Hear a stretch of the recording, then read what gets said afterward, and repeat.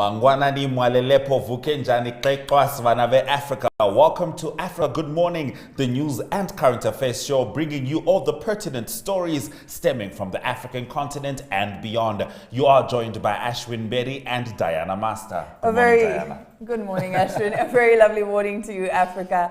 Now, Ashwin, I'm sure you noticed something interesting when you opened your Google today. Yes, there were very interesting images. Yes. Was it climate change? Yes, climate change, because today is Earth Day. Yes. So, and we all know that our planet is an amazing place, but of course it needs our help to thrive. As the world's largest environmental movement and the most widely celebrated secular occasion with over 1 billion people and more than 75,000 partners involved each year across almost 200 countries, National Earth Day has gone from strength to strength over the years. So, as we say thank you to Mother Earth for her kindness, and as a way to reiterate our commitment to caring for our planet, don't forget to reduce, reuse, and recycle. Yes, let's take a look at National Earth Day.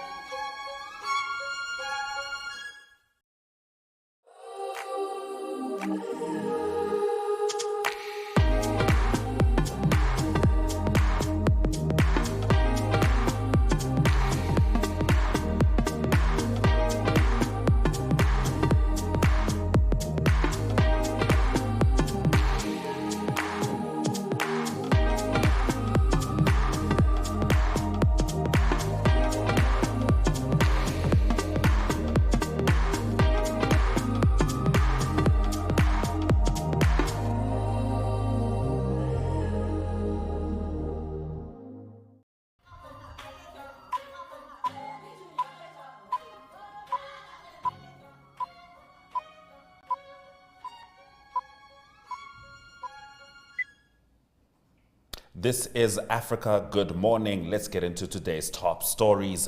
Cameroon signs Russian military deal. Cameroon has signed an agreement on 12 April with Russia for military cooperation. According to security sources, this agreement is part of the continuation of military ties between the two countries for several years, with the emphasis recently being on the revision of the military deal signed in 2015. On the instructions of Cameroon's head of state, Paul Biya, and Russian President Vladimir Putin, Defense Minister Joseph Betty Asomo and his Russian counterpart inked the documents that define this new military cooperation. In the 13-page document, the two countries agreed to exchange opinions and information on defense policies and international security, development of relations in the areas of joint training, medicine, topography, and military hydrography. They also agreed to exchange experiences and interaction in peace support operations under the aegis of the United Nations. The symbolic deal established in Moscow comes as several countries around the world withdraw ties with the Kremlin to impose sanctions. Moving over, Zimbabwe ejects 70 Congolese refugees. Zimbabwe has forcibly returned 70 refugees to the DR Congo in violation of international law, a recent report released by U.S. Human Rights 2021 says. The refugees, who were hosted at the Tongogara refugee camp, were accused of looting a food supply warehouse and were initially arrested in August 2021, it adds. DRC authorities rejected approximately 15 of these refugees, whom the government then placed in detention facilities in Harare.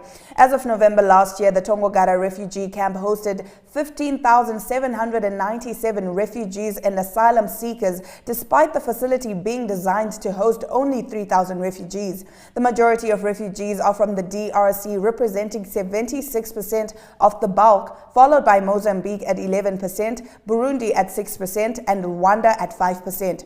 Before the onset of the COVID-19 pandemic, an estimated 100 refugees and asylum seekers arrived at the camp every month. The U.S. report says some of the migrants and refugees faced abuse from security forces in Zimbabwe. Security forces routinely detained migrants who lacked identification documents or permits to be in the country and held them in prisons with convicted criminals, the report says. Now, in our next story, Botswana summons ex-president over firearms.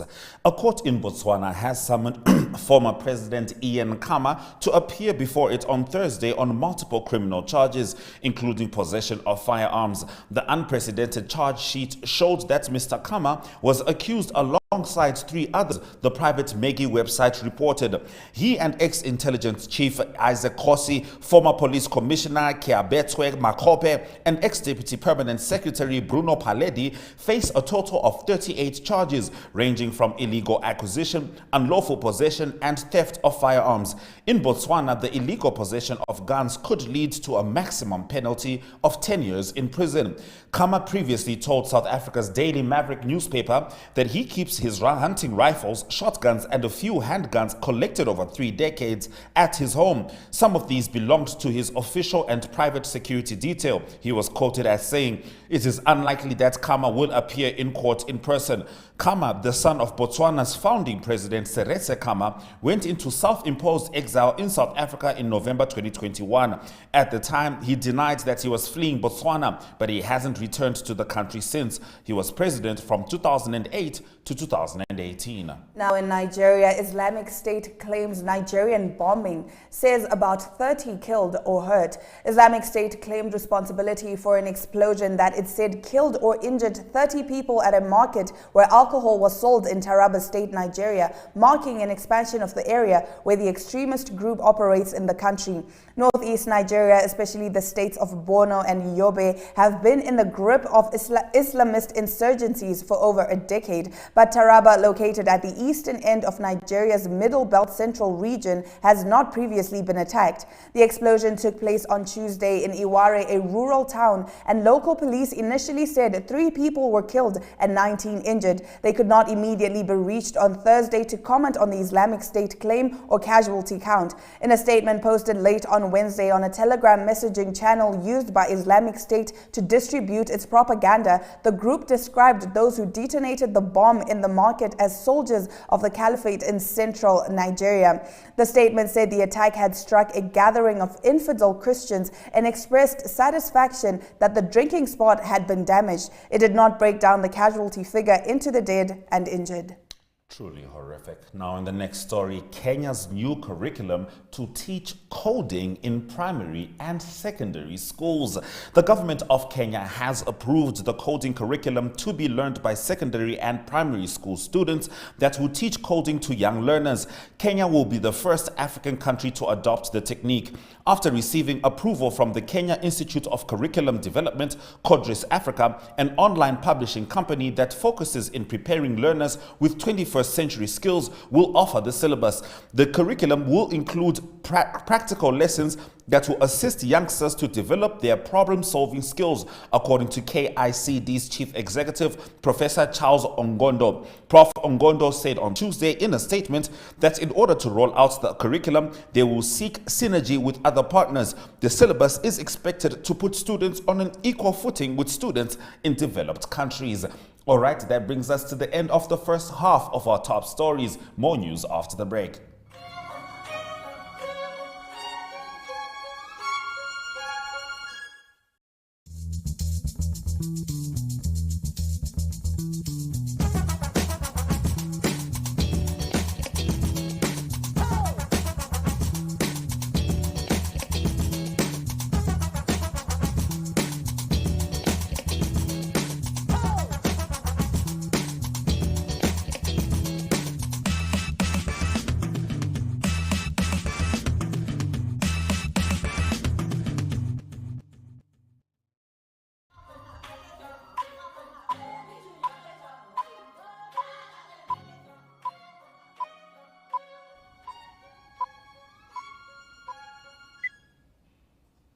Welcome back to Africa. Good morning. Now let's take a look at the second half of our top stories. Starting off in South Africa, KZN flood death toll revised down to 435. Some bodies found to have bullet wounds.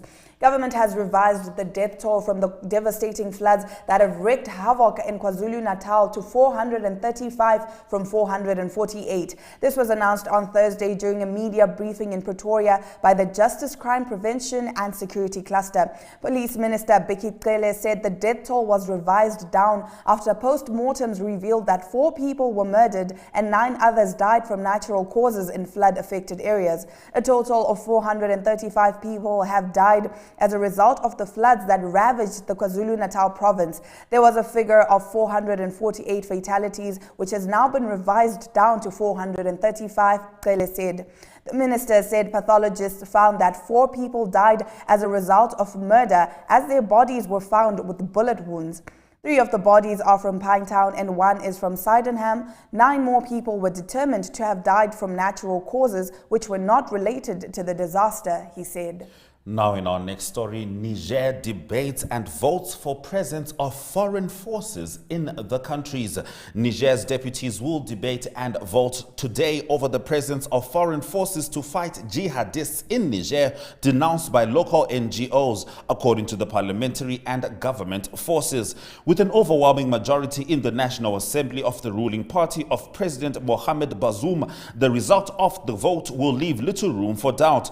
The document submitted to the deputies, consulted by AFP, stresses that Niger is virtually surrounded by terrorist groups. This is despite efforts to contain the threat around its borders, where the human and economic toll is high.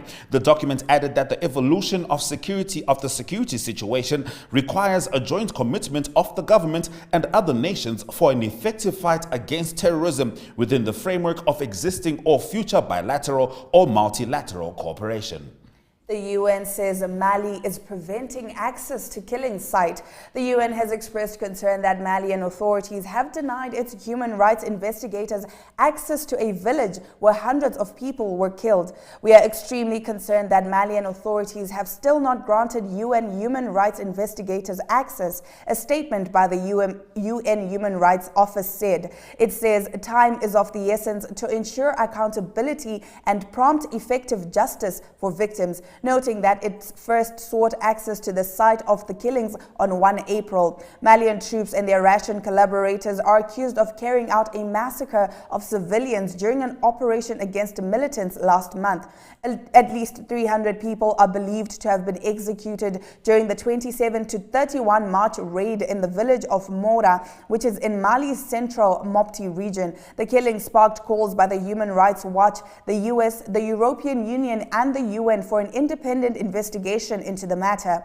The Malian army insists that those killed were jihadist fighters, and the allegation of a massacre is an attempt to tarnish its image. A Russian Foreign Ministry spokeswoman said this had been a successful operation by Mali's army alone. Ivory Coast president names a largely unchanged but slimmer government. Ivory Coast President Alassane Ouattara appointed a slimmed-down government of 32 ministers on Wednesday, down from 41, keeping the same men at the head of the Defense, Finance and Foreign Affairs ministries, but naming a new mines minister, according to a statement. Ouattara promised to reduce the size of the West African country's cabinet after Prime Minister Patrick Achi tabled his resignation and that of his government on April 13. Achi was reappointed days later. His return was announced as Ouattara named West African Central Bank Governor Tiemoko Meliet Kone as his vice president. Moving over, Russia fines Google for Ukraine videos. A Russian court yesterday slapped a series of small fines on Google for failing to take down contentious YouTube videos about the Kremlin's military operation in Ukraine. The Moscow court ordered the US tech behemoth to pay a total of 11 million rubles, equivalent to $135,000 for ignoring the state media regulators' orders to remove posts alleging heavy Russian losses in Ukraine.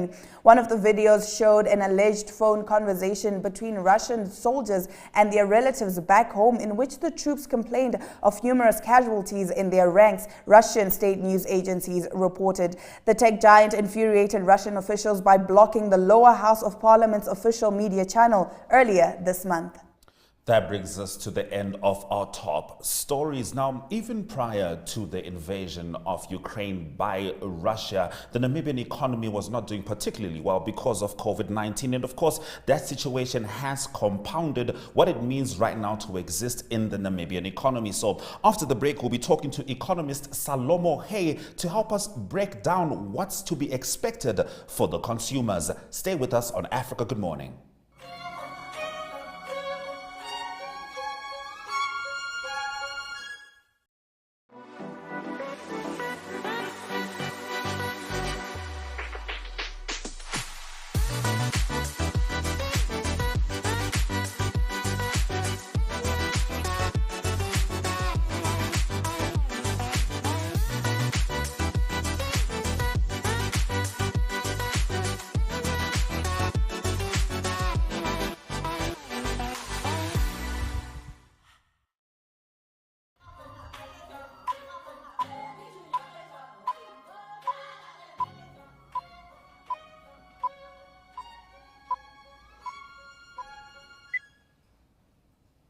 Welcome back. Now, in just how much trouble is the consumer? How did we get here? And how are we going to get out? Namibian economist Solomon Hay joins us to unpack and make sense of the economic predicament.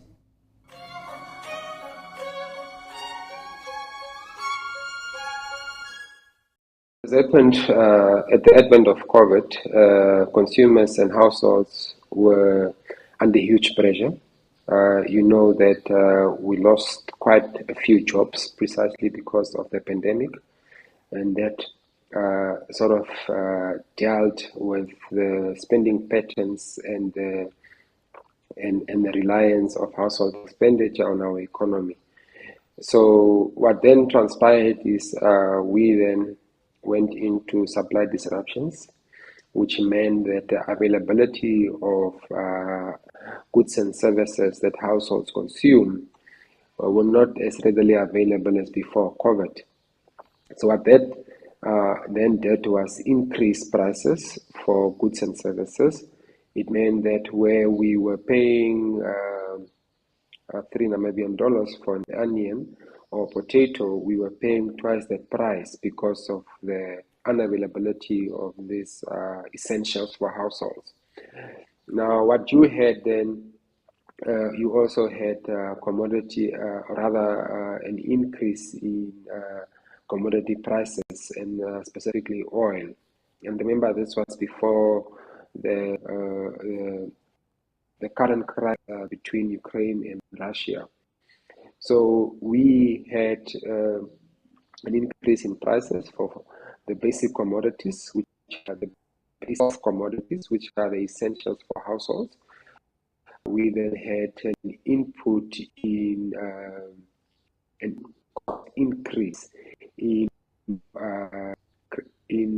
important components of household consumption, which is fuel. So you link that to the general declining economic environment. So you had a double whammy where consumers were under huge pressure.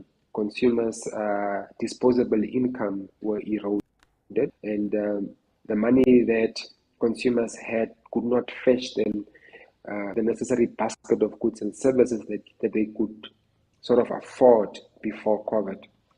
So they had less money in their pockets for less goods that they could access. So essentially, it has been a huge burden on consumers.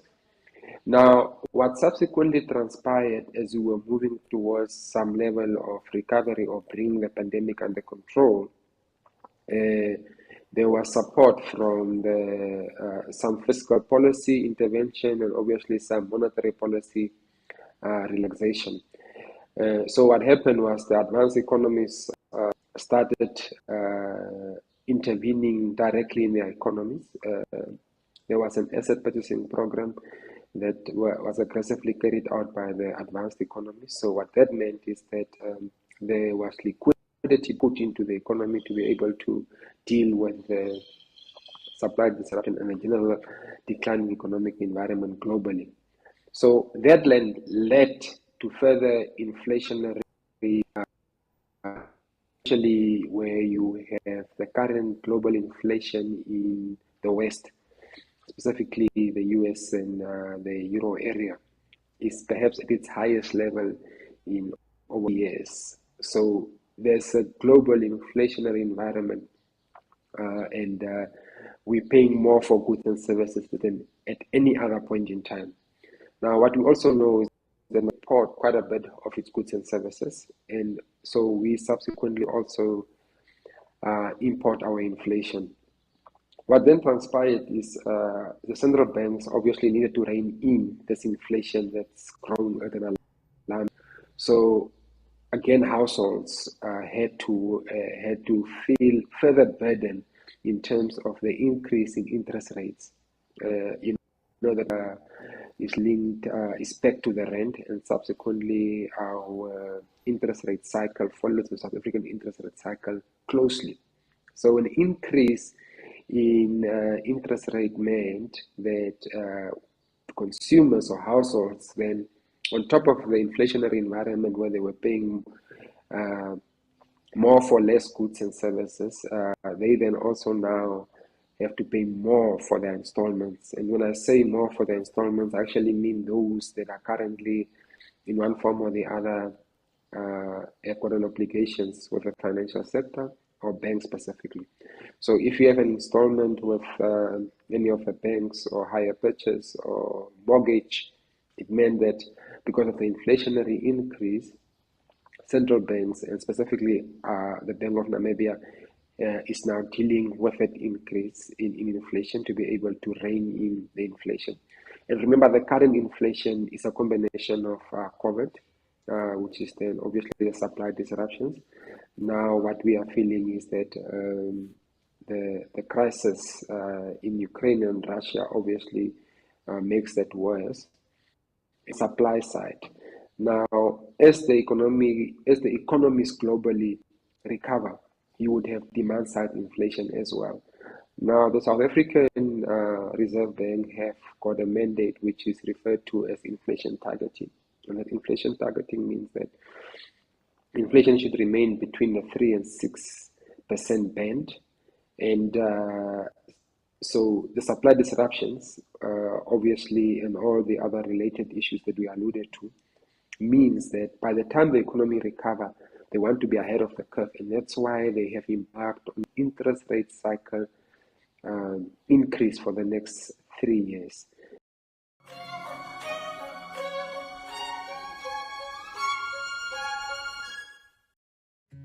Adam Tas is coming to Windhoek to help build a brighter future for education. Join us at the Sounds of Caring concert at Windhoek High School Vegkop on 20 and 21 May, where he will be performing with Von Arends and Rian Smith. Tickets cost $200 Namibian and are available via eticket.my.na. All proceeds go towards the African Child Development Trust.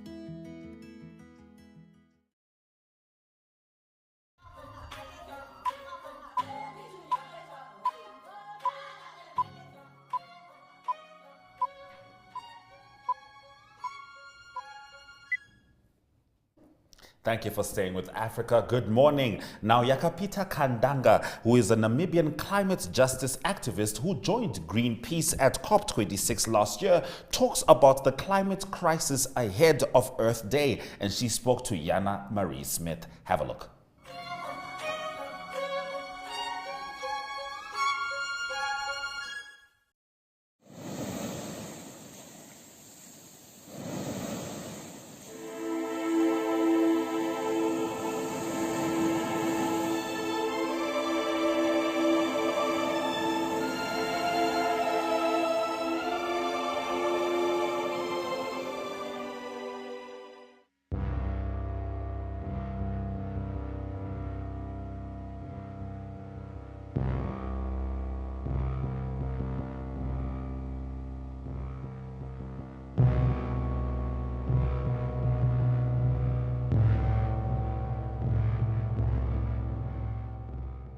Hello, Yakapita. Thank you so much for joining me today.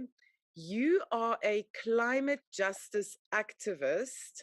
You were actually at the COP26 last year. What is a climate justice activist? Simply just means that I'm like one of the millions of people around the globe that actively work to put pressure on like governments and business people in order to ensure that they safeguard a better and livable future for the rest of us, because we live in a world where people that are up in the hierarchy are responsible for most of the contribution to climate change. Friday is Earth Day. It's a day to create awareness of the climate crisis and all the other challenges that we face. Can you talk a bit about what you think are the biggest challenges we face, not only globally, but here in Namibia and regionally?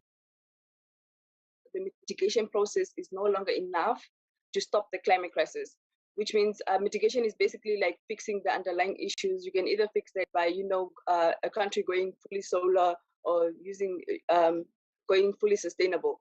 Since mitigation is no longer accessible to everybody, or it's no longer enough to fight the climate crisis, adaptation, which is our other choice as well, is difficult because of certain limitations, being it finance or being it people have to lose their homes because the place is no longer inhabitable. So I think one of those are the challenges that we face, that the only options that we have, there are no longer enough options, and we are running out of space in our own planet, and we are running out of options. Are we also running out of time? I feel like we are running out of time. We really do not have enough time. We actually do not have time at all, because there are people that are currently living the worst of the climate crisis right now. We saw what happened in South Africa, the mudslides and that whole thing that happened. A lot of people died there. And that is something that is not far from Namibia. And a lot of people do not realize that that is the impacts of the climate crisis. Though that is not how we are experiencing it, some countries will experience it differently. So we are running out of time because things are moving closer to home and people are already living the climate crisis right now. In Namibia, what are some of the biggest issues that you are seeing? Drought and water scarcity. And that also comes down to oil companies coming into like the country to come, investigate whether there's availability of oil and promising, citizens all these jobs, goodies, and that is happening at a cost because we already do not have enough water. And the oil drilling, if it has to happen in a place like Okavango is one of our biggest freshwater systems. If the oil drilling has to happen there and something happens or something goes wrong, we lose that. And a lot of people do not realize that because they are being brainwashed into employment. And since the country is already going through a pandemic of unemployment, which should be declared a state of emergency anyway, people think that every opportunity that comes or everything that comes is an opportunity, which is not. Some people are just here to benefit from it because countries like bigger companies that come into smaller countries to come drill for oil, they usually drill for oil, and the country only gets a certain percentage, which is not even enough for development in Namibia. So I feel like one of the issues that we have to acknowledge in Namibia is that even though we are a small country that is struggling, we should be able to struggle sustainably and not allow people to come take advantage of the smaller resources that we have just for them to benefit from it, and not just to listen to everybody's big promises just because we know we are struggling at home. Sometimes it feels like an overwhelming problem, something that I as a person can't change. What can I do to help, if anything? I really believe in climate education, talking openly about climate change, make it an open thing, make it a known thing that climate change is happening. People are going through impacts of climate change. You are losing cattle, you are losing this, but people do not understand what is causing it. So the more openly you talk about, the more people understand and the better people are able to adapt, because when you know the problem, you are better able to adapt to the problem. Personally, as a person, living more sustainably, that being either growing your own food instead of buying from supermarkets, using reusable shopping bags instead of plastic bags, because plastic bags are one of the biggest contributors to pollution. Cycling instead of taking your car every time, or taking the public transport like the bus, and it's not like expensive to do so. So it's like something that is really effortless, but in a smaller way. If everybody is able to do that, it changes something, some way, like even if it's just a little bit. On Friday, a friend of mine, she is organizing a protest Save the Okavango Delta protest. And we will be at the protest. It starts at 12 o'clock at Zupak.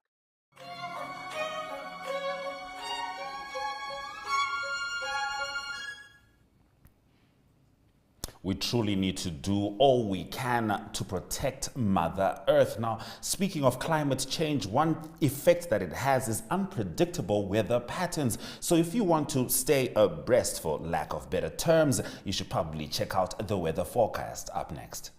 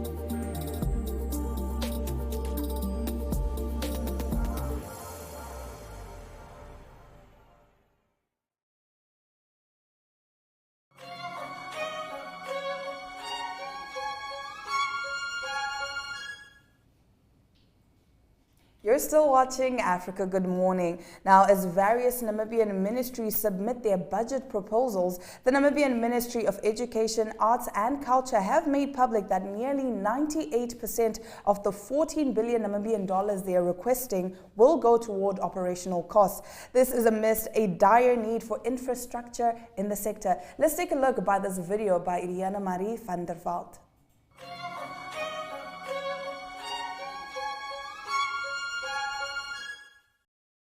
Good morning to everybody in studio. It's so great to see you guys again. I think at this point it's safe to say for Namibian journalists, today's been a busy week for us. In the sense that most of our ministries have now submitted their budget proposals to the Namibian National Assembly for review and hopefully approval. So obviously one of the big budgets that we are looking at is our education budget. You know, we talk a lot about education being the great equalizer, and education being knowledge and power and you know, the only hope we really have for a better tomorrow. So obviously how we spend our money in education is quite important. So the Namibian Ministry of Education, Arts and Culture have requested for 14,074,985,000 Namibian dollars for their national budget. So the big shocker here comes when 97.8% of the money they are requesting being spent on operational costs. So this number that they are requesting from the Namibian House, I guess one could say, is still a 25% reduction from what they have previously requested and gotten from the Namibian budget. But the Namibian Minister for Education, Arts and Culture, Esther Nipandoka, she notes that there's still a rising demand in education facilities, noting that the backlog of classrooms in Namibia currently stands at 4,479 classrooms, the backlog of hostel blocks being at 1,176, and the backlog of ablution facilities currently standing at 1,075. So the minister noted that in sort of the lower budget and the 25% less that they will now be getting from Namibia and from government, that public-private partnerships will be absolutely vital in not just keeping the education sector afloat, but in thriving. I think it's very important that we thrive at a foundational level, especially in education. Public-private partnerships, we have seen this happening with Jolly Phonics coming on board and launching within Namibia. So far at pre-primary phase, the minister did break down her budget into the pre-primary, primary, secondary and adult learning phases of education. But so far in pre-primary specifically, we have seen the Jolly Phonics program coming on board with a donation of, I believe, I speak under correction, of I think 27 million in investment from Jolly Phonics themselves in terms of the program itself and all learning materials and such. So Jolly Phonics is a phonics program. Surprise, surprise, it's a phonics program. Which it's important that we get the foundations of language right, because language is our method of instruction. That's how we teach kids, we teach them mathematics and science and history and philosophy and just about anything that comes after in a language. So it's important that we get phonics, these basic building blocks of a language, that we get that right. So the Jolly Phonics program has been piloted in the Kunene and Oshana regions of Namibia, and the minister also noted excitement in rolling out the Jolly Phonics program to other areas of the country. Then the early grade reading assessment is also said to be implemented, and this is something that the minister noted in her budget proposal. So the early grade reading assessment again comes down to language, it comes down to reading. So the early grade reading assessment is not only going to give us a more effective way of teaching reading and language to kids, it is also going to give us a more effective method of assessment, as it says in the name. So by assessment, we will more accurately, obviously, be able to diagnose problems within individual students before they continue with their education and have to live with these lifelong deficiencies and deficits in their language and reading capabilities. So something that is very, very important to focus on, and I think personally the Namibian Ministry of Education has now noticed how important it is that we focus on basics of education, the bare basics, in terms of numeracy, in terms of literacy, in terms of Jolly Phonics and reading assessment and those kinds of things. So not to understate the importance of pre-primary education, the minister also expanded on primary care. So primary education, according to the minister, earns the lion's share of the ministerial budget proposal, with most of that going towards salaries and allowances. So this is not a new phenomenon, this is not something crazy. We have seen this. The Executive Director of Education for Namibia, Sanet Steenkamp, has also previously, I don't want to say admitted makes it sound like it's bad, but she has previously conceded and admitted to the fact that the majority and the lion's share of what the Ministry of Education has in their coffers goes towards paying salaries, keeping offices running, admin personnel, things like that. And then in the secondary phase of education, the minister again notes that this is the second largest cost to the Ministry of Education in terms of the different phases of education. She notes that there is a very dire need for classroom space and learning materials, and that a lot of this money that gets allocated to the secondary phase specifically goes towards classroom space and provision of learning materials. She notes that currently there are 58,862 hostel boarders that fall under the Ministry of Education, Arts and Culture that need to be cared for, of which only 15,178 are primary school learners. So she notes that there is a really, really dire need to expand the hostel and boarding facilities in Namibia for students. So she also notes in the speech that there's a lot of areas where there are no hostels and boarding and living accommodation sort of spaces for learners to be accommodated at. So the ministry does need to pay a fee towards other accommodation and hostel providers. So that still remains a headache to the Namibian Ministry of Education.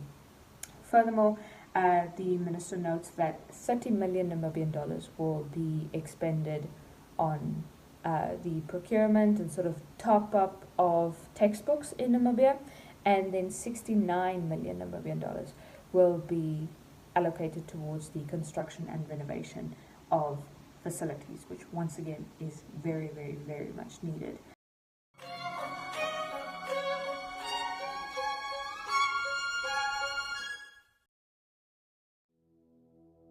Have you received a loan from NSFAF? NSFAF loan is the same as any other loan. It must be paid and settled.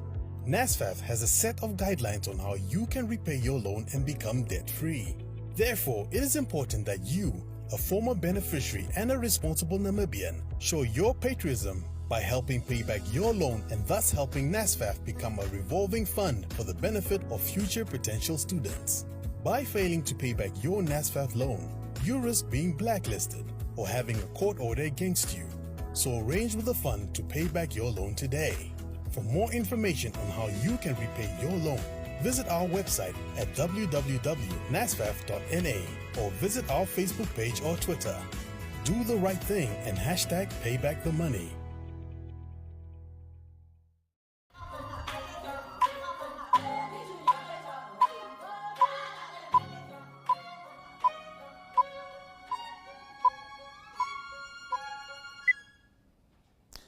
Thank you for staying with Africa Good Morning. Now, if you've been paying attention, there have been two E's that have been showing up more than anything else in today's broadcast, and that's Earth and Economy. So let's focus on the latter in your economic news stories. Malawi's solar mini grid shows promise as a way of electrifying rural Africa.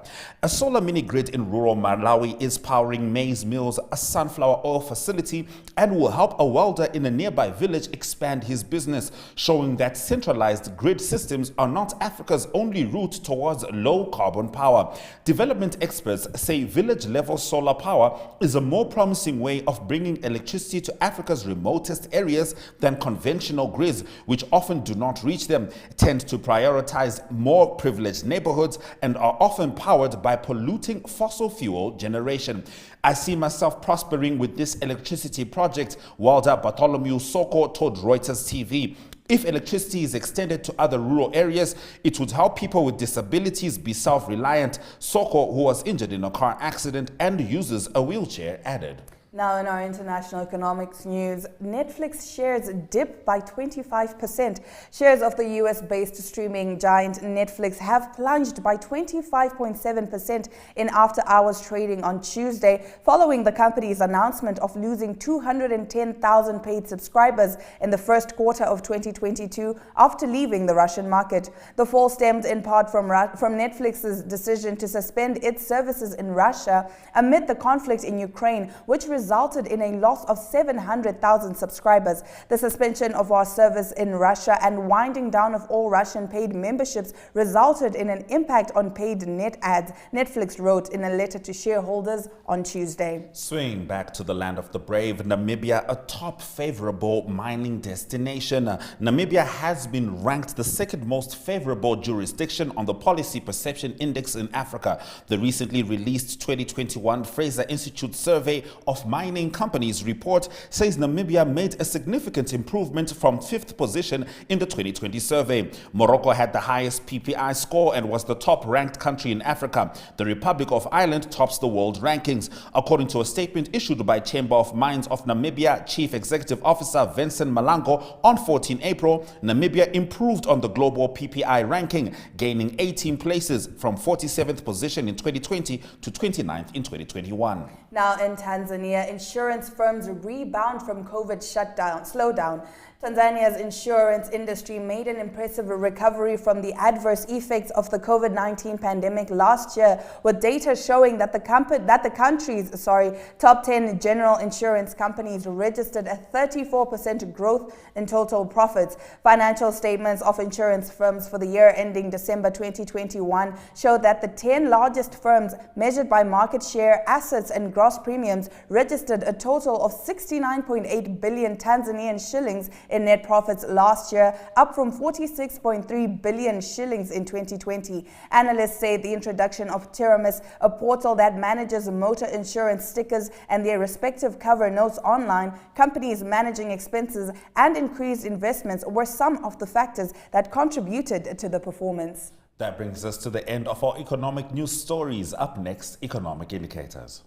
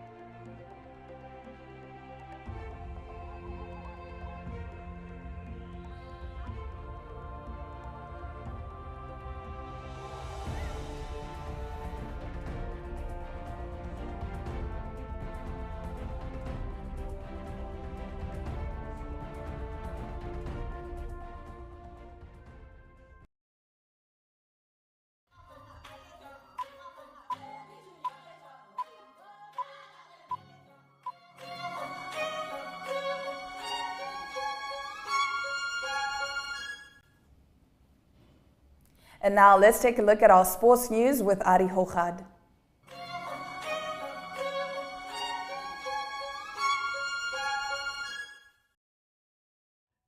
Good day everyone, it's time for international sports news and start off with soccer news, and it is the English Premier League. That's quite interesting at the moment. It's a big fight for number one position at the moment between Liverpool and Manchester City, and there's 5 games left for both those teams. Most of the teams have 5 games left in the season. News from the English Premier League is that Manchester City beat Brighton, and that was the latest game that they've played, and they beat them by 3-0. By winning against Brighton, they move up to number 1 again on the log, just 1 point ahead of Liverpool. At the moment, it is after 32 games, both of the teams, it is Manchester City on 77 log points and Liverpool second on 76.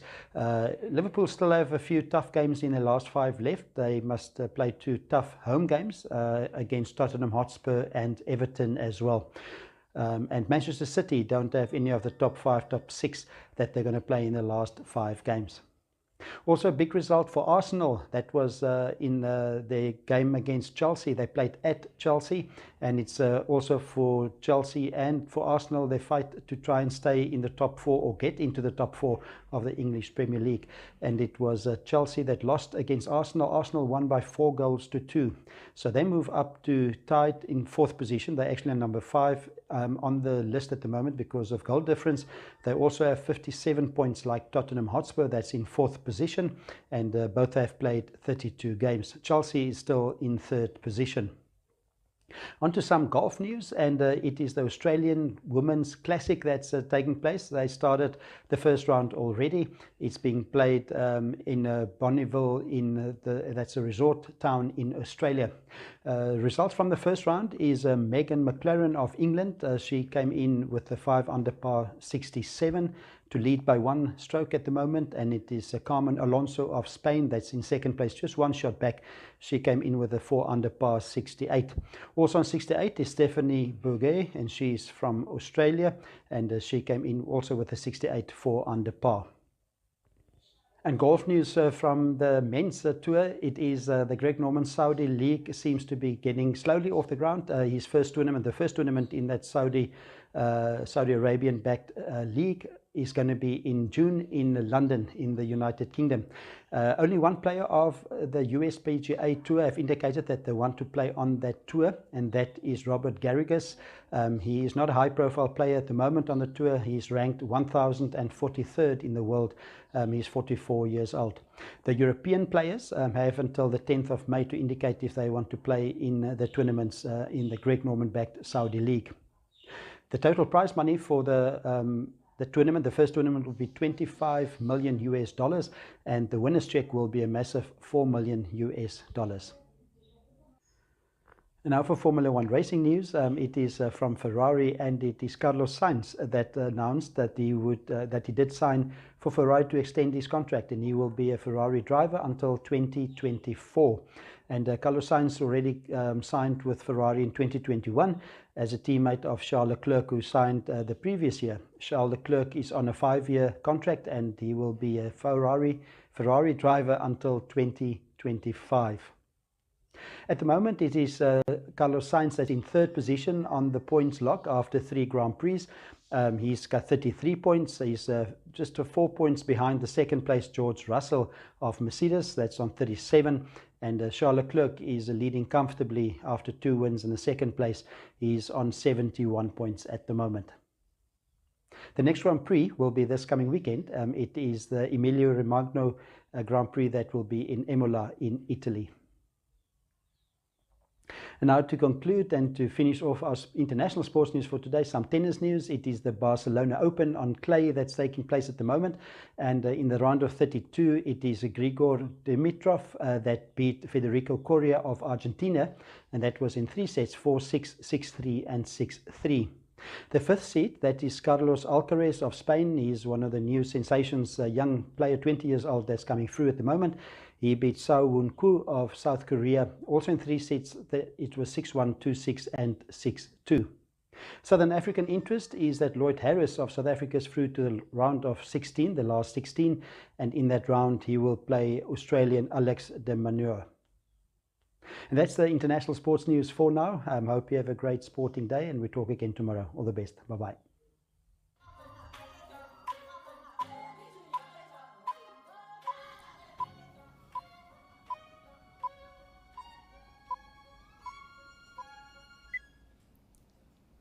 As always, we end the show with the highlights in case you missed them earlier on. Cameroon signs Russian military deal. Zimbabwe ejects 70 Congolese refugees. Botswana court summons ex-president over firearms. Malawi solar mini-grid shows promise as a way of electrifying rural Africa. Thank you for staying with Africa Good Morning today and throughout the week. You can catch a repeat of this show on DSTV channel 285 and 1up2.com from 8:30. And remember, you can always catch us from 7 a.m. on 1up2.com and DSTV channel 285, as well as Gotv channel 94. If you have any opinions, any ideas, any videos you'd like to share, please don't hesitate to contact us on our Facebook and Twitter pages at Africa Good Morning. From Diana Master and myself, Ashwin Berry, Swera Jaganaka.